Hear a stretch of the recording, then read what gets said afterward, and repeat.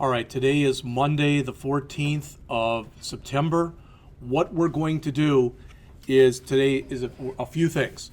First, we're going to go over Chapter 13, which is called Light Customization. Then we're going to go and do the 3 appendices that are in the back of the book. There's a reason for that, even if it doesn't make any sense now. Then when we get done, we're going to do Chapter 14, which is customization using less. All right, if you don't know what less is, we're going to talk about that today. There is a folder that's out there with today's date on it, and if you take a look at the folder, it's shown right on the screen here. I went out and grabbed what I consider to be the best stuff out there as far as the best references on less. Less is a CSS compiler, for lack of better words. All right. In order to be able to do some of the stuff in Chapter 14, what you have to do is you have to download the source code from Bootstrap. So I did that, and that's there. That's not a Bootstrap download. It's not the regular one. It's the source code download. In order to get it to run, you also need a product. There's different ones, but the one they suggest, because it's free, it's called Crunch. All right? And for Crunch to run, you need Adobe Air. So I've got all that stuff out there. So if you want to go through it and do it later, you'll be able to do so. All right? And the rest of the stuff that's in here, you know, I put them all into Word documents. And I believe we're going to find out right now.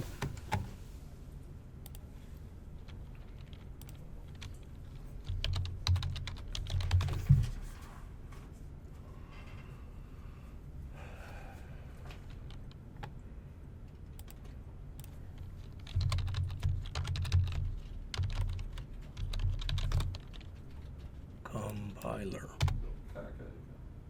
It's lesscss.org. In some ways, this site, lesscss.org, in some ways, this site is a lot like the Bootstrap site. And what I mean by that is that it's very self-documenting. Everybody hear that? It really and truly is. There's a boatload of stuff in here as you work your way down it.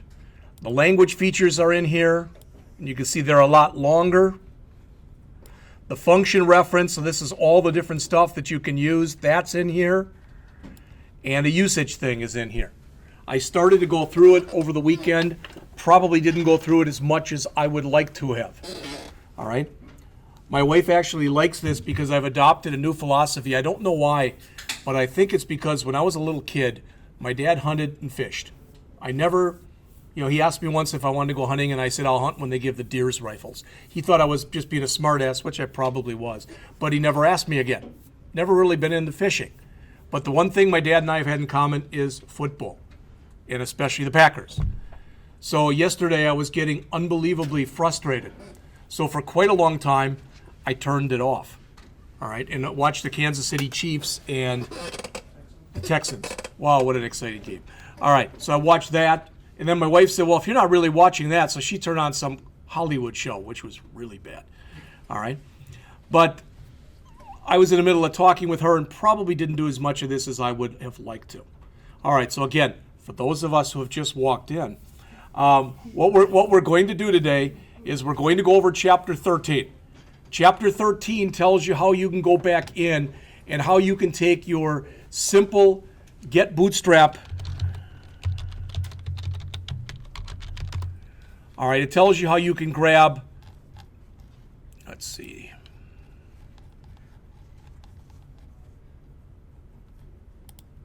the Jumbotron and fix it. Because the author assumes you probably or don't necessarily want that gray background here. So he talks about how you can go in and change that. And what he does, one of the reasons I actually chose this book and I like this book, is what he does is in Chapter 13, he does it using straight CSS. That's it. He just uses, bless you, regular CSS. Then we're going to go, like I said, we'll go back and look at the appendices in the back of the book. Then he does the same thing, but he does it using less. And he talks about why you might want to use less as opposed to using CSS. All right? And it's sort of a sell job. You can say whatever you want to say with it. So, all right. So I'm on page 111, Chapter 13. The thing is entitled Light Customization. And they mention in this chapter, we will show you how to easily customize Bootstrap using what's called light customization. Light customization technically means you're jacking with the CSS files and you're making simple CSS changes. All right? And there's nothing at all wrong with doing that. But it's not inconceivable that you could go to work for a company that literally their CSS files were page after page after page long. And you want to be constantly digging through there to be changing things. What you can do with less is you end up creating, I don't know if you'd want to call them macros or templates or whatever, but it's a little bit easier to use. They're almost like constants. They're not constants, but they're almost like constants. You'll see that in just a couple minutes. All right. So if you take a look, turning up to page 112, the author says there, well, we noticed, and you can see it here too, if I view the page source, someplace in here we've got class equals Jumbotron. I don't know where it is, but it's in here someplace. All right. And what he says is probably, there it is, down here. Okay? That right now it's just using all of the default settings for the Jumbotron. And one of the default settings is the background color is a light gray. And there's nothing wrong with a light gray, but as the author says, just to show you how you can make some simple changes, all right, you might want to go in and start changing stuff. Now, when you look in here, well, since I grabbed the one from here, that's not the one you're going to want to change because that's the minified one. Remember where it all looks like it's on one or two lines? That's just really, really ugly. All right. But, for instance, if I go in here, we looked at that demo that we had last time. I think I still have that in here someplace. There's class demo. That looks like it. And I think this was the one that we were working on last time. Okay, so there it is. All right. Now, if I go in here and I go into my CSS, and instead of going to Bootstrap Min, I go into Bootstrap right here. All right, and I edit it in Notepad, and now I check for Jumbotron. All right, you'll start to notice some of the stuff that's in here. Okay, background color EEE. So basically what he says is we can go back in here and we can change it to whatever color we want. In fact, I think he changes it to a blue. So he changes it to 00007F, which is mainly blue. All right, but now when you go back in and you run it, well, not that. You don't run a CSS file, Jeff.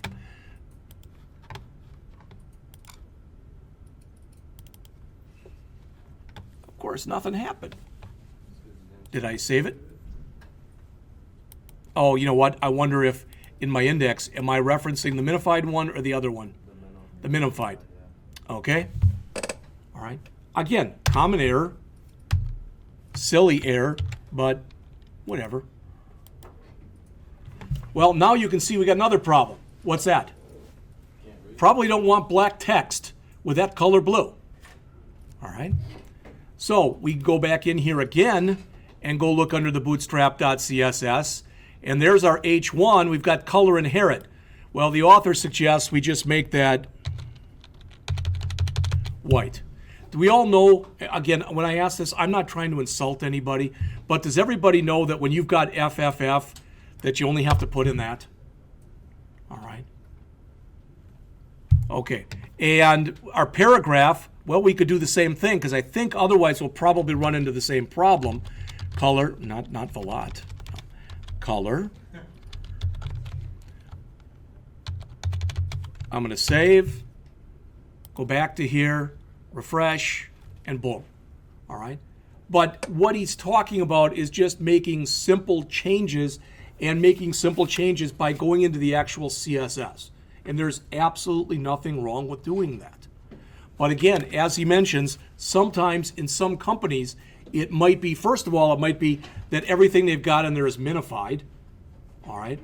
Or it just might be that the CSS files are just ungodly long. All right. Now, what he suggested, and what I really should have done there, okay, everybody get this? What I really should have done, let me close a couple of these things out here. All right.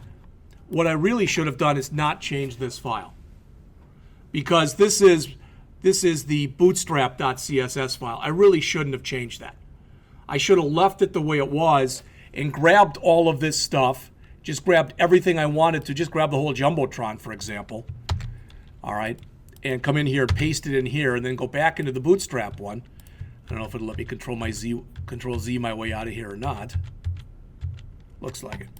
All right. And then I should have come in here and made the changes in here. Do you need to go back and grab the background color? Because you just changed the background color on the... Yeah, I'm going to do both those right now. But you're right. Yeah. But what I'm saying is, what he suggests that you do is to come in here after you've done all this stuff and then save this as custom.css. All right. And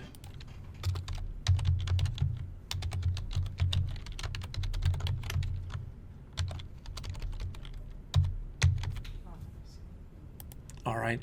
And now, of course, we have to come back in here. We want to make sure that after this one,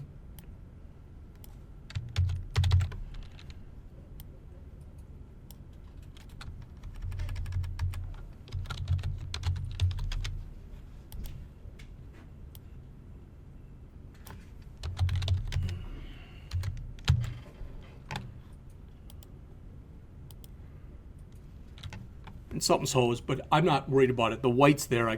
For some reason, the color looks funny, but hopefully you got the idea. All right?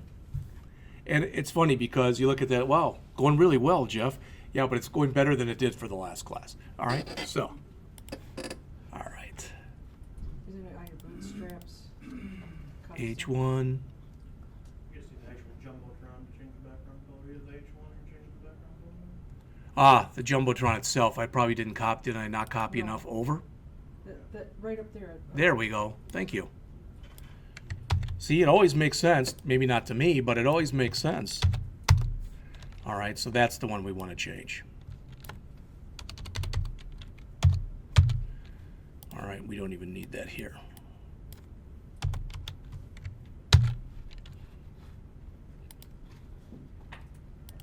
Ta-da. All right, thank you, those of you who saw my mistake there. All right.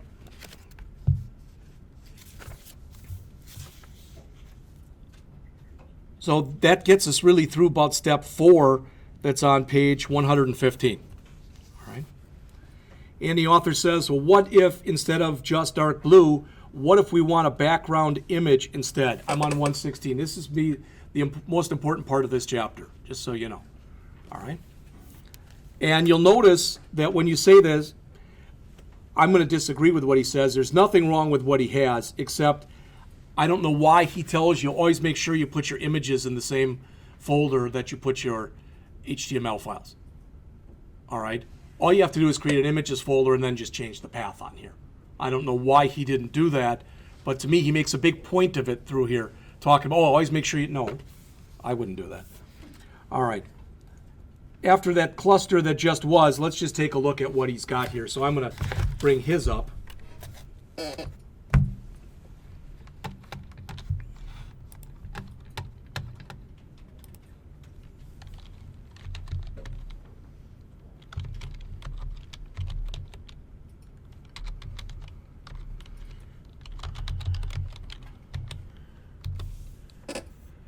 All right, so he's come in here now, and there is an image back there as opposed to using a color. And there's absolutely nothing wrong with what he did.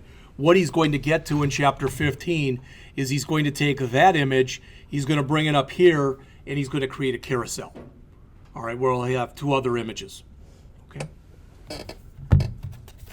And then he gets in on 117 and talks about changing the font type. I think that that's all stuff that everybody gets. All right, I don't know if it really pays to go over all of that stuff. All right. And he mentions there's a little bit of space right there. So he comes in and plays with the margin. All right? Because right now I believe it's set to 20 pixels, and he resets it to 1, so you've got just a really light little white stripe at the top. All right? But, I mean, one of the things when it gets to, you're going to have an assignment that I'm going to give you either at the end of this week or the beginning of next week. And it is going to be basically that I want you to combine this with what you've done in the PHP class and have a working site. All right, so it'll be a site for some loan company. You can call it whatever you want. You can make your own colors, your own everything. All right, and then you'll have a week to work on that. It'll be due, as always, like 2 weeks or so after it's assigned. But then we're going to finish up the book. And after we finish up the book, I'm going to say, now, I want you to write yourself out a set of requirements for a site you want to create. And I'll have to say, at a minimum, it'll have to have this. All right, because I have to put some minimal requirements in there. But then you'll decide what you want it to be on. So, for instance, and I'm not saying you guys want to do this, but last year, Micah and Eric did some work for a former instructor from here. All right, and I'm sure you've had enough with that site. But let's just say you didn't. If you wanted to use a site you'd already created, but you wanted to basically bootstrap it, I don't have a problem with that. If you're working on something for someone right now, if you're doing any kind of an internship and you want to do that with Bootstrap, that's okay. If you want to start from scratch, all right, that's okay. But it'll be up to me that hopefully by a week from today, I'll have all these minimal requirements done up, because my hope is by no later than the end of next week, we're done with the book. And that's 5 weeks. All right, then week 6, it'll basically be a week for you to work on this. And I don't think, this isn't going to be like PHP. There's not going to be a lot of thought that's going to go into this. Well, geez, why isn't this working? Most of the time, if you try something, it'll be like what you just mentioned with me with this. You'll be able to figure out what the problem is fairly quickly. All right? All right, that's it for Chapter 13. Now, I'm not going to go over it, but if you do need it, Appendix 1, which starts on page 195, it's just a refresher on regular CSS. All right, and there's nothing wrong with it. It's fine enough written. There's not a problem with it or anything. But again, my goal here isn't to spend time always just going back over stuff that we had last semester. All right, if you say, well, geez, I need that, then I'd recommend you read that, or as we've talked about before in the past, go out to w3schools.com/CSS and work on their CSS tutorial. All right. They do have some CSS5 in here, but W3 Schools, I believe, does not have a regular CSS3 to HTML5 tutorial. They've got an HTML5 tutorial, but their CSS tutorial is more generic in nature. All right, there's not one that's just CSS3. Okay. All right. So let's move up to Appendix 2 that's on page 210. And again, I'm going to go through a lot of the stuff that's in here. It may or may not make some sense to you. All right. But what I'm going to do is hopefully we're going to be done with the lecture part by around 11. And then I'm going to try it, and I'm going to ask that you try it, the stuff that they talk about in the book, between 11 and 12. All right? I'm going to expect that one of the things in this minimum set of requirements is you're going to use less. All right? And I will tell you, just so you know, less is oftentimes referred to as a CSS compiler. Okay? Less has got a brother that isn't normally called its brother, that's called Sass. And Sass is actually gaining a lot more prominence today than Less. So you might say, well, then why aren't you teaching us that? Because it's not in the book. If you would rather use that, it's not a problem. I've done very little with that. All right, I've done very little with either one of these, to be honest with you. But taking it from the top, as it says, the bootstrap.min.css file is more than 100K. All right. It says if you were to print it on a letter size page, it would take up 35 pages.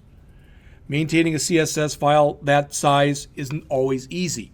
And it says that's where less comes in. Instead of writing the CSS file directly, we will write it using less, which will allow us to use its features and simplify our work. What features? I already mentioned those. All right, if you go out to the lesscss.org, you can find out what some of those features are. There's no way that I could expect you to become an expert in this, but the idea is that you start to use it and you develop a comfort level with it. So in the case of that you're looking for a job and you happen to apply at a place that's looking for a web developer, and they ask you what you've done with Less and Sass, you can at least say, oh, I've done some work with Less, and talk the talk. All right. So if you look on the bottom of page 210 and most of page 211, ideally what everybody in here realizes is they've created, for instance, when we start, we've got style 1, style 2, and style 3. And style 1, style 2, and style 3, the first 3 lines in them are all identical. Except I guess the color's different on this one. But you get the idea. There's a lot of repetition. So what Less attempts to do is to minimize the repetition that you have in your CSS. Ideally, that's what it's trying to do. So it tells you to create this file and call it style.css. All right. Then it says we'll attempt to recreate it using Less. This is what I'm going to ask you to walk through between 11 and 12 today. I'm going to do the same thing. All right. And I don't mind. I mean, if that's what you want, well, why don't you do it and just tape it and we'll watch you do that. I don't mind doing that, but the way things have been working today, it's just going to be a cluster anyway. And I think there's something to be said for you trying it yourselves because, I mean, worst case, it doesn't work. Wow, it didn't work. You try it again. I would strongly suggest that you read all of Appendix 2 and Appendix 3 and Chapter 14 and then try it. That said, if you go, yeah, whatever, and I'm just going to read a page, do this, read a page, do that, you might still get it to work. All right? But you might not. Okay, but I'd hate to see you get it to work where you really have no idea what the heck you did. That's kind of the feeling that I got after last class. We went over, they had the first JavaScript assignment. We did the first program as a class. And it was one of those things where, remember that it was just on TV this weekend, was that Mean Girls, that movie? That the principal has them all in the gym, and I don't know if it's Tina Fey who says that. How many of you have done this? Cover your eyes, and they all raise their hands. It would be the kind of same way that if I said, okay, everybody put your heads down. Now, I want you to be totally honest. How many of you don't have a flaming clue as to what we just did? I have a feeling that almost every single hand would have gone up. All right? I don't want to have that twice today. So, all right. So it says, let's start writing our Less file, starting on page 211. Now, notice how this looks different when you turn up to page 212 in your book. It says the way that your CSS is currently written, whenever you need to change any of the values, you need to go through all of them. And you might say, well, that's just a copy and replace type of thing, but whatever. And it might be or it might not. All right. If I wanted to go and change everything, every background color from that, let's say, to black for whatever reason, I don't think I'd want to just do that like that because I have no idea how many times that's going to be used in here. In this little file, my own, that's not a problem. All right. In this file, that is how many lines long? 6,801 lines? I don't think so. All right. At a minimum, instead of just doing a Control-H and then telling it to replace all, at a minimum, you should be doing a find next type of thing and replacing them one at a time. That can be a pain in the butt if you're working with a CSS file and it's in there hundreds of times. You might miss one, you might do one you didn't mean to do, or whatever. It's real easy to screw up. All right. So the author says, starting on the middle of page 212, to make it easier in the future, we can create a Less file with the following. So notice what they've got at the top there. Those are variables. So variables in this language start with an @ sign. All right. Again, I'm on the middle of page 212. So it's got @black, colon. Then it's got £0000000. All right. Well, what you're going to see a little later in here and more in the next one is what you can also do when you work with this stuff is you can create that. Now you've created a brand new variable called black. Then you can start creating other variables that are percentages of that variable. You get the idea? So in other words, if I want to call something gray, then I might have it black, but I might have it only 50% black type of an idea. And that's the idea behind using this, because later, and this is the example that the author gives, the author says, well, instead of black, let's just choose a blue that we'd like to use as our base blue.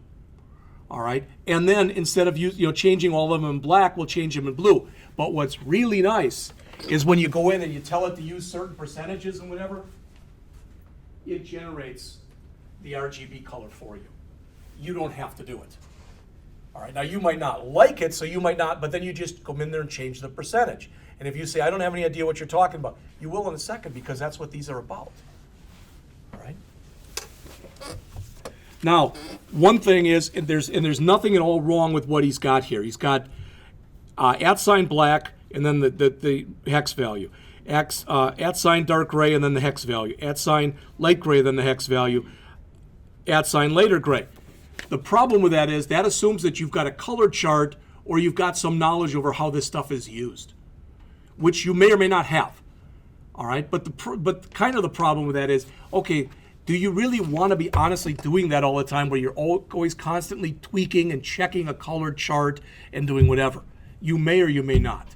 I mean, some people really get off on that. They probably are more designers than they are developers. And I can understand that. That's not a problem. But this still is going to save you a lot of time doing it this way.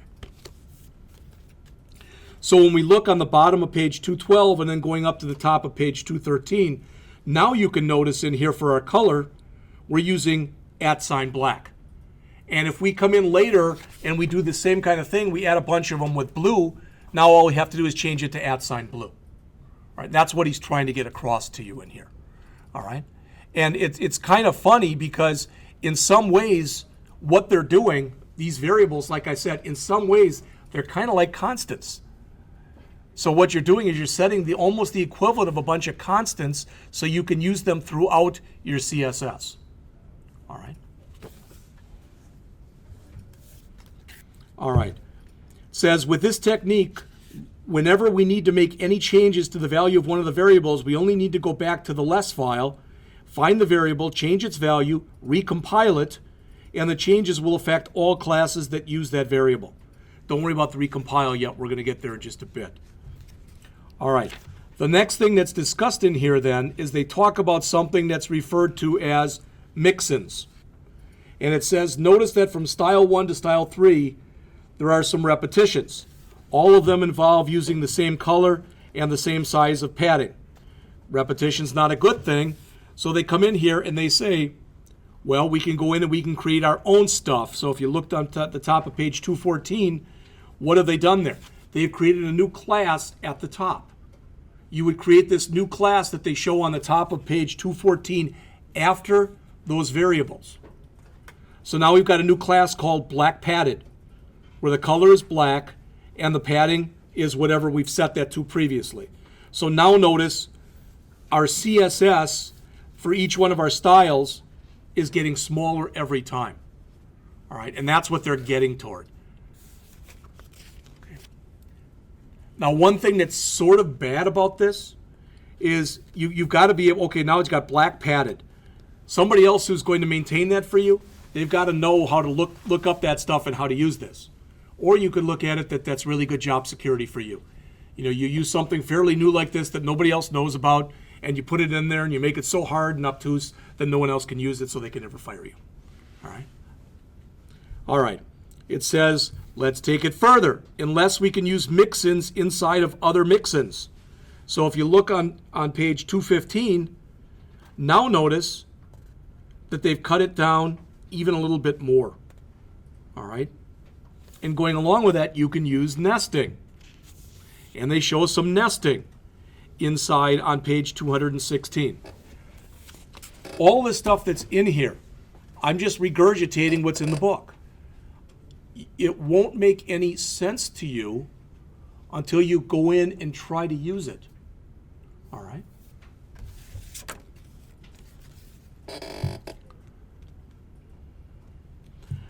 They give you an example here on 217. It looks real simple. It's pretty simple. But if you look at the example right here where my finger is here on page 217 in the middle of the page, what the author has done is they said, not only when you work with this stuff can you use variables, but you can do math operations. If you look at the first one there that's bolded, it says font size colon at content dash font dash size times 2. And what that's going to do is it's always going to make sure that your title is twice as big as your detail. So if you happen to change the font size of, period, it's always going to do that for you. And again, that's what the author keeps saying. Really, when you read through this, and if you haven't read through it, it might not make a lot of sense. But once you read through it, it's like this is almost pretty damn simple. And it is. But it's doing something in a way that you probably haven't done it before. All right? Let me just ask, this is an aside, but I'm just asking you this. How many people, like when you're using CSS, like using float left and float right and clearing floats, and how many people like doing that? Come on, show of hands. Well, it doesn't always work. Okay, it doesn't always work. That's a pretty good comment. There's something new in CSS3 if you want to look it up. It's called Flexbox, where you don't have to do that anymore. So, but there's a learning curve for it. All right, it's not like I'm just going to do that. Now it's going to all work. Well, this is kind of a natural progression in the same way with CSS. What they're trying to do is CSS has always been, for lack of better words, it's always been it's static.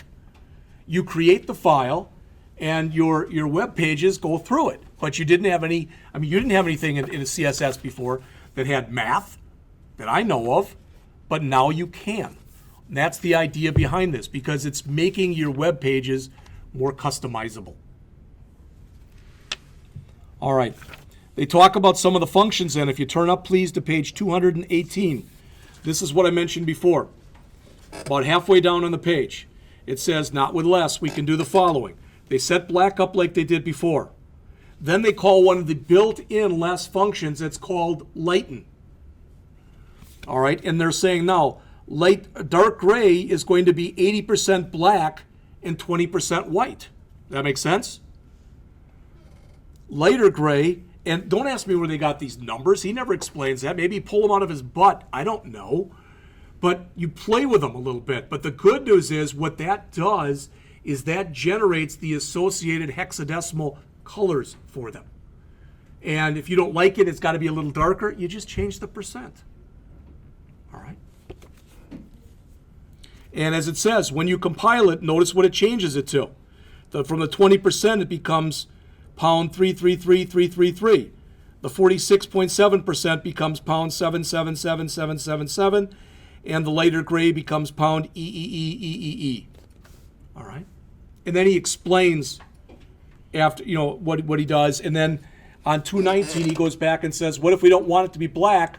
We could make another one called green, and then just change it from black to green. All right? Sometimes the hardest part, if you look on the middle of page 219, is figuring out what you want for your base color.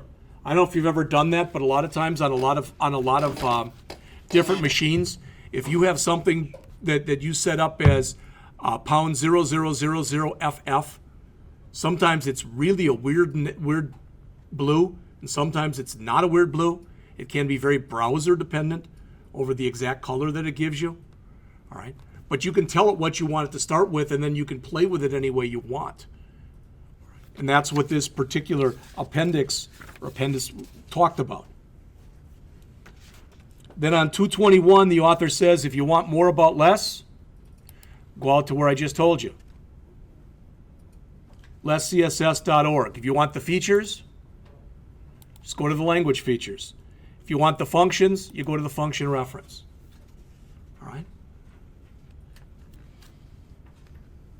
All right, the next part, it's very interesting because the author made this a whole 4.5 pages, and it's the more complex part because it's on using the compiler with this. So if you turn up to page 222, please. The author says, in order to compile less, we will need a compiler. If you search using the keyword less compiler, you will find numerous ones available, and he gives you some. He says, in this book, we will use Crunch simply because Crunch is free and it runs on multiple platforms. Again, if you didn't hear this at the beginning of class, what I have done is if you go out onto the P drive for the class, you'll find a folder with today's date on it. I've got Crunch right there for you, and it needs Adobe Air. I've got the installer there for you. All right, and that's what I'm going to do during the break. And in fact, I'm going to do this on my virtual desktop because I figure the worst thing I'm going to do is screw up my virtual desktop. All right, I don't think there's anything that you do in here that could really hose up your virtual desktop that bad. That said, hopefully we're all to the point now where we all know that if you're going to be installing new software on your virtual desktop where there's a chance it could hose up your system or whatever, any files that you have on that virtual desktop really and truly should be backed up because it is, after all, just a desktop. All right.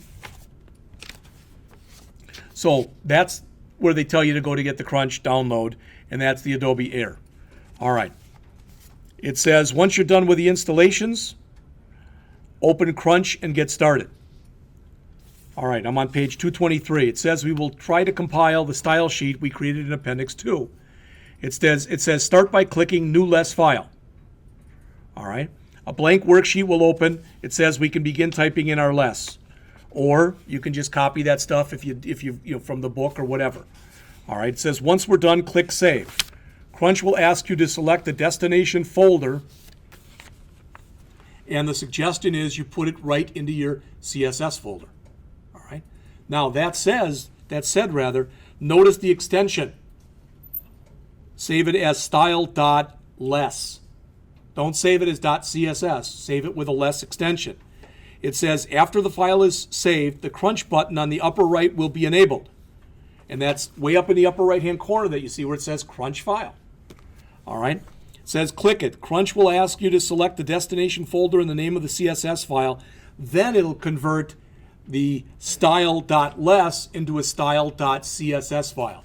The thing that's a pain in the ass about this, pardon my French, is every time you make a change to the less file, you've got to recompile it. So it recompiles it to your new CSS file. Does all that make sense? Because I can see it happening where I changed my less file. I don't know why it's not showing. Because you have to compile it into your new CSS file. Or overwrite your old CSS file. And that's what they talk about here. And they also mention, if you look about halfway, 3/4 of the way down on page 224, note, the resulting CSS file is automatically minified by Crunch. That really probably isn't going to be that big of an issue to you. All right. It says, in addition to compiling a less file that we created ourselves, we should also know how to compile Bootstrap's source code. It says, first download Bootstrap source code. That's here.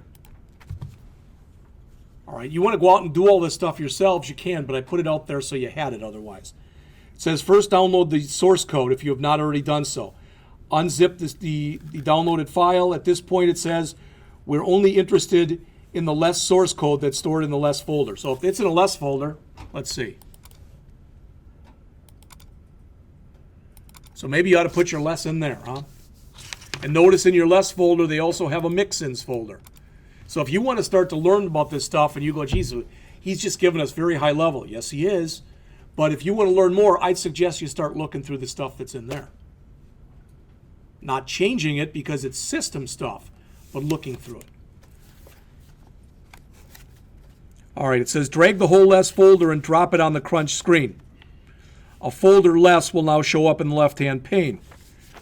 It says inside you will find all of the Bootstrap Less files. Click to open the bootstrap.less file. Once it's opened, the Crunch button again should become enabled. So you can make changes in there. Do you want to do that?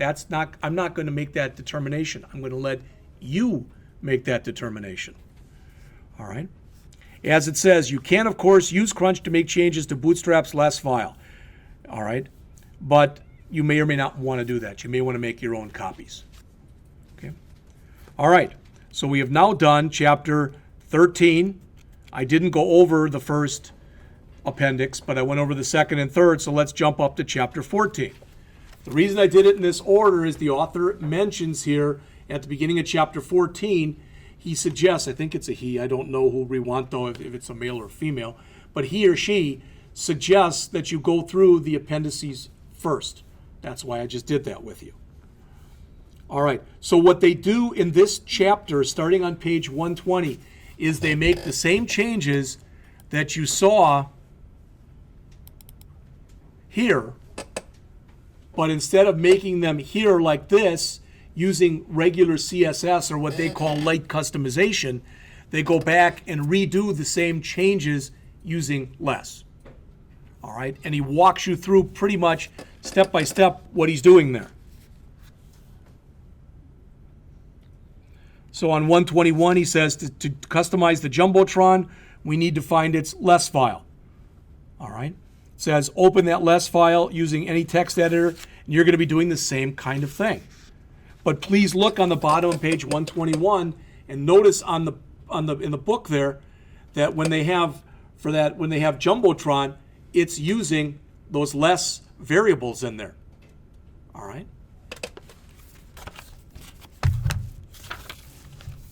So he comes through and asks you to make the changes as shown there on 122 and 123. And then he says, remember that on page 123, halfway down, he says, remember that unless we can use a variable to define another variable. In this case, the value of the background color is set using the variable Jumbotron-BG. All right. Then he says, let's go in and take a look at the variables.less, and you can see the different shades that he has in there of gray. Starts with black and then lightens it up. And he mentions on the top of page 124, if you do those hex color codes, you could just key them in there yourself. And some people would say, well, I want to just do it that. You could do it that way. But doing it the other way, you're letting the system figure out those color codes for you. All right.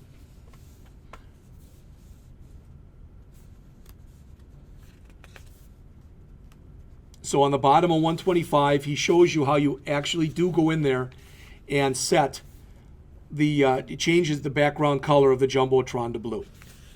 Okay. All right. Then he says on 126, we're not done yet. Remember, we want to make the text color white on that blue background. So what he shows you in here, it says we have the following, and you can see the different stuff that's in there. I'm not going to go through it with you. All right. It says let's change the color of the H1 tag and for the paragraph.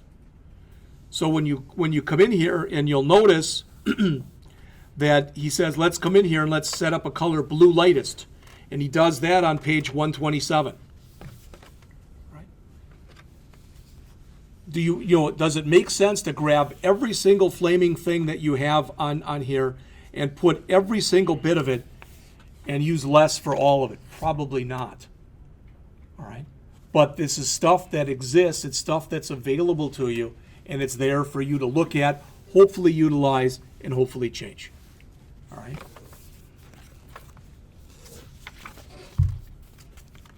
All right, turning up to 128 then, because I'm almost finished. He says, now that we have our customized Bootstrap CSS file, bootstrap_custom.css, we do not need the custom.css that we had before. Notice on the middle of page 128, all right, it says we will not be using this one. The one he's using is from a content delivery network. I don't care, bless you. I don't care when you're doing yours. If you want to create your own and copy them in or go out to a CDN. Bless you. But once you start making changes, you have to look whether or not you even want to use the one, whether it's the CDN or the other one. My advice to you, you can use it or not use it. But as you start making changes to this stuff, especially when you first start, my first bit of advice is take the original folder and make a copy of it. Call it original or whatever. All right, and start making changes to the copy. Then once you're happy with it, or call the original something else, but just in case you happen to screw it up, you can always revert back to the original if you need to or want to.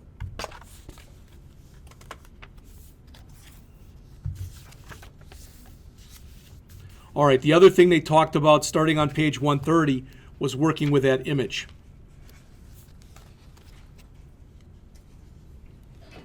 And the author says we'll use the same previous background image, and that was the one that we had here. All right. And he says, remember that if you do this, the big change that's in here on the bottom of page 130 is he's changing the path around a little bit. All right. This can be a pain in the butt if you're, I'm in this thing here in less, and now I got to figure out where I am in reference to, I got to go up a couple levels, then I got to go to images or whatever. Yeah, it takes some work. All right. And he explains that on 130 and 131. All right. Then on 132, it's sort of a sell job. He says, so why should you even do this? Why would you even want to use less? All right, it says if you can do the same using, the CSS you already know, why should you go out and do this? It says if what you need involves minimal customization, you're probably better off doing it that way. It says, however, the more customization you do, the bigger the custom CSS file will be. It says if you've downloaded the Bootstrap CSS, we already mentioned it's over 100K. All right. It says furthermore, down toward the bottom of the page, by customizing less, you can pick and choose the components that you're going to use and drop the ones you don't need. What does that mean? Well, if you look on page 133, you'll notice he's got a bunch of different things in there, a bunch of different components that he's importing. Then on the bottom of 133 and 134, the ones that are in bold there, he's commenting those out, saying we probably don't even need those. Probably a good way to find out what you need and what you don't need. I would never remove anything from that file, but I would start commenting out stuff I thought I didn't need. All right. You'll know real fast. If you comment something out and all of a sudden your screen turns like mine did before where it all looked white or whatever, yeah, you probably need that. All right. So what I'm going to try to do between now and 12 o'clock and what I'm going to ask you to do is the same thing. Go back in there and follow the steps that are, look at the appendices, follow the steps in Appendix 1 or especially Appendix 2, download all that stuff, and then come into and try to make the changes. Questions? You don't have to turn it in. I always hear that. Well, do we have to turn this in? No. But you will be expected to use less and to at least try to use Mixins on the actual site that you create. All right? And that's why I'm giving you some time to do it now. We'll go back to the regular part of the book. So I'm going to pick it up on Chapter 15 on Wednesday. And Chapter 15 is on carousel. And then there's like 16 through 20 are literally, or 16 through 19 are chapters that are about 1 or 2 pages long each. So we'll just keep going. Is it possible we'll finish the book on Wednesday? Well, that's about 60 pages. I don't think so, but we might. If we don't, we'll get darn close. So what we don't finish on Wednesday, we'll finish up next Monday. All right? Do you ever have to bring this book back again? That's up to you. If you found it helpful, yes. If you say, well, geez, I got a lot more out of just using the getbootstrap.com. All right? Then don't bring it anymore. Questions? All right, that's it.